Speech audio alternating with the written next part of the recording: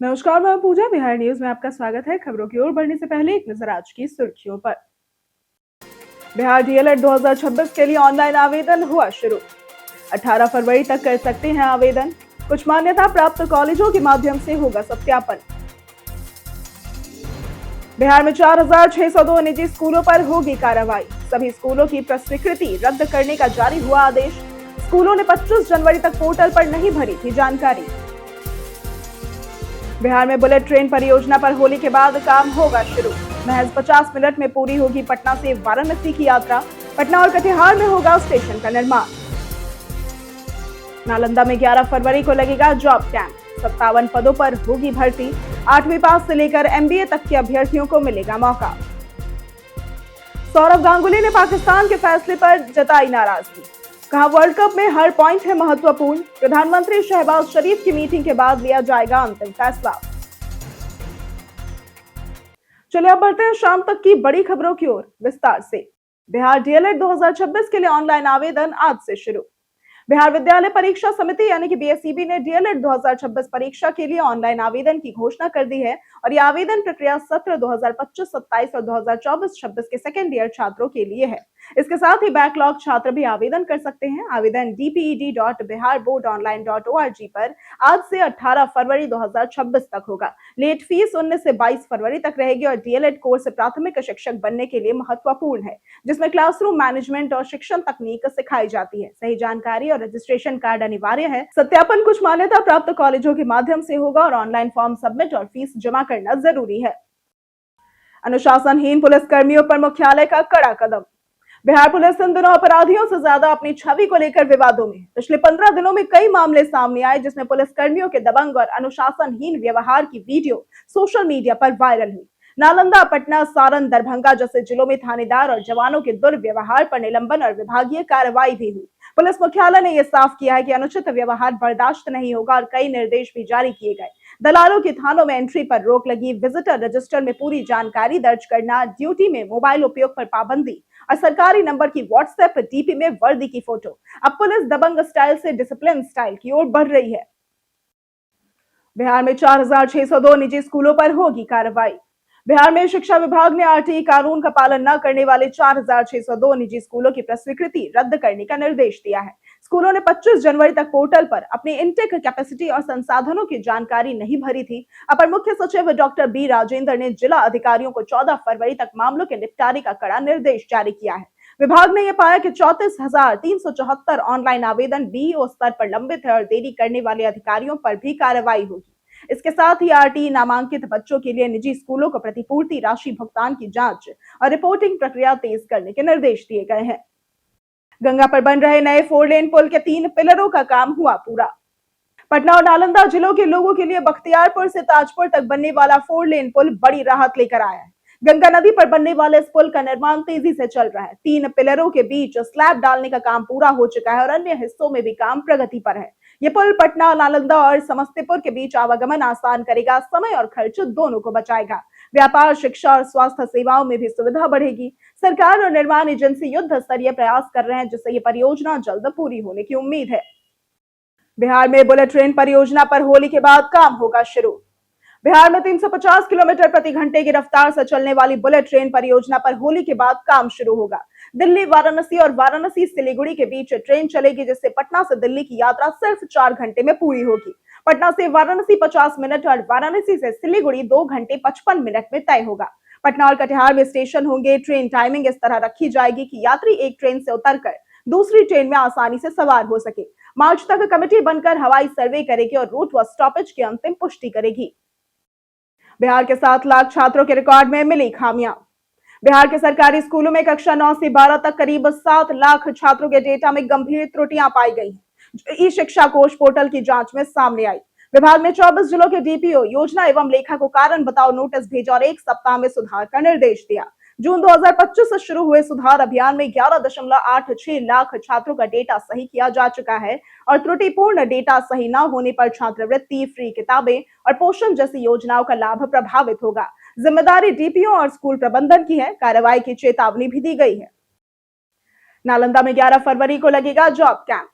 नालंदा जिले के बेरोजगार युवाओं के लिए राहत भरी खबर सामने आई है। बिहार सरकार के युवा रोजगार एवं कौशल विकास विभाग की पहल पर 11 फरवरी को बिहार शरीफ में 1 दिवसीय जॉब कैंप आयोजित किया जाएगा।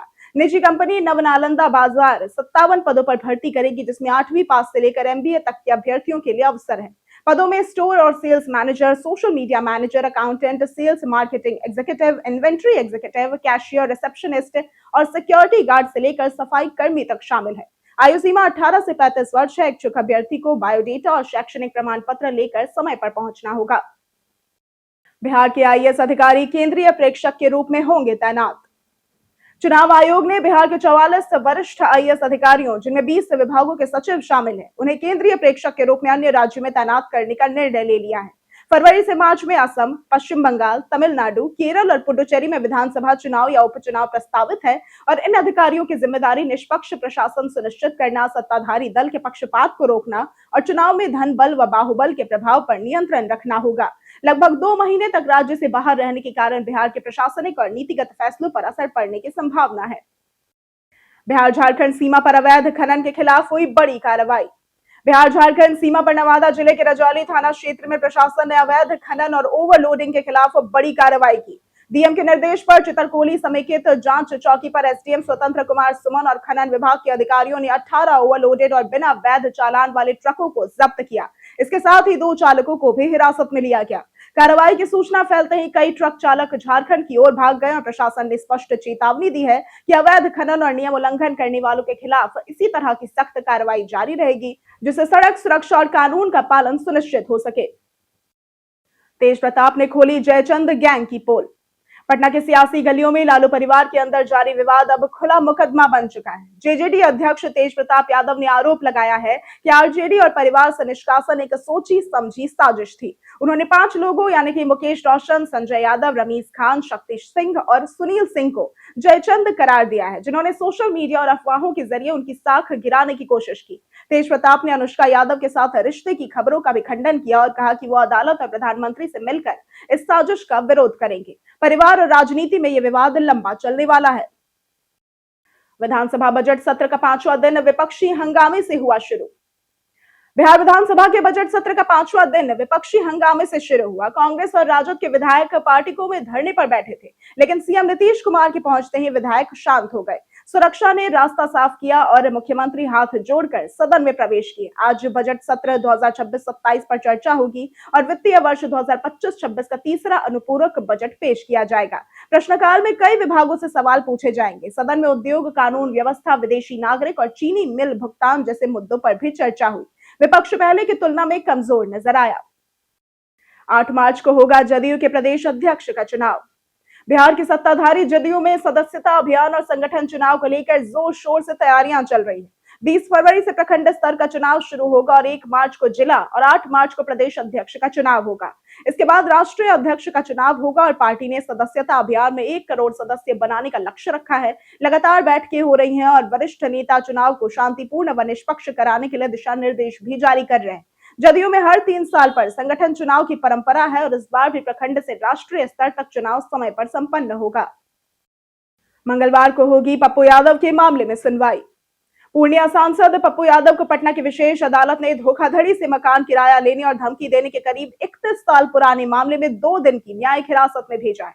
उन्हें गिरफ्तार करने के बाद चिकित्सीय जांच के लिए आईजीआईएमएस ले जाया गया, जहां सीने और पीठ में दर्द की शिकायत पर उपचार और जरूरी दवाएं दी गई। पीएमसीएच के अधीक्षक ने बताया कि डॉक्टरों ने परीक्षण के बाद उन्हें डिस्चार्ज की सलाह दी थी। पप्पू यादव की जमानत याचिका पर सुनवाई आज के लिए टल गई है और संभावना है कि मंगलवार को इस पर सुनवाई होगी। राज्य की वायु गुणवत्ता में हुआ सुधार। राज्य में मौसम बदलने के साथ वायु गुणवत्ता में सुधार भी देखने को मिला है। राजधानी के तारामंडल में AQI 98 दर्ज किया गया, जब सासाराम की हवा सबसे स्वच्छ रही, जहां पर AQI 46 दर्ज हुआ। दानापुर, पटना सिटी, मुरादपुर, गांधी मैदान और राजवंशी नगर की हवा मध्यम प्रदूषित रही। हाजीपुर का AQI सबसे खराब 221 रहा। हवा की गुणवत्ता पर मौसम, नमी और भौगोलिक संरचना का असर पड़ता है। धूल कण, मिट्टी और निर्माण कार्यों के कारण हवा में अधिक रहते हैं, जिससे प्रदूषण स्तर बढ़ता है। राज्य के विभिन्न शहरों में सुधार और गिरावट अलग अलग स्तर पर देखने को मिली। सौरव गांगुली ने पाकिस्तान के फैसले पर जताई नाराजगी। पाकिस्तान ने भारत के खिलाफ T20 वर्ल्ड कप मैच का बहिष्कार करने की घोषणा की थी, लेकिन भारत की टीम पूरी तरह से तैयार है। पूर्व कप्तान सौरव गांगुली ने पाकिस्तान के इस निर्णय पर नाराजगी जताते हुए कहा कि वर्ल्ड कप में हर पॉइंट महत्वपूर्ण है और पीछे हटना समझ से परे है। भारतीय कप्तान सूर्य कुमार यादव ने पुष्टि की कि 15 फरवरी को कोलंबो में होने वाले मैच के लिए उनकी टीम बिल्कुल तैयार है। पाकिस्तान इस फैसले पर पुनर्विचार कर सकता है क्योंकि आईसीसी ने पीसीबी को चेतावनी दी है। अंतिम निर्णय प्रधानमंत्री शहबाज शरीफ की मीटिंग के बाद ही लिया जाएगा। बीते दिन हमारे द्वारा पूछे गए सवाल का जवाब आप लोग में से बहुत लोगों ने हमारे कमेंट सेक्शन में लिख कर दिया है। जिन्होंने हमारे द्वारा पूछे गए सवाल का जवाब दिया है उनके नाम है मनोज दास, नागेंद्र कुमार, रंजीत मिश्रा, रिया कुमारी, राजेश सहनी, जितेंद्र ठाकुर, राकेश मिश्रा, संजीव कुमार, राम बाबू दास, कामेश्वर सिंह, नौशाद रजा, राजेश सहनी, उमेश कुमार, आर्यन राज, शत्रुघ्न शर्मा, अनवर करीम खान, सतीश कुमार यादव, इसरा अहमद, सोनाली कुमारी, दिलखुश कुमार, दीपक कुमार, अजय राज सिंह, विपिन बिहारी, रिया कुमारी, लक्ष्मण कुमार और अमित पासवान। इसी के साथ बढ़ते हैं आज के सवाल की ओर। आज का सवाल है, आप बिहार की शिक्षा व्यवस्था को 10 में से कितने नंबर देना चाहेंगे? आप अपना जवाब हमें हमारे कमेंट सेक्शन में लिखकर जरूर बताएं। आज के लिए सिर्फ इतना ही। बिहार की तमाम खबरों के साथ बने रहने के लिए देखते रहे बिहारी न्यूज और साथ ही अगर आप यूट्यूब चैनल पर देख रहे हैं तो चैनल को सब्सक्राइब करें और अगर आप फेसबुक पेज पर देख रहे हैं तो लाइक और फॉलो जरूर करें।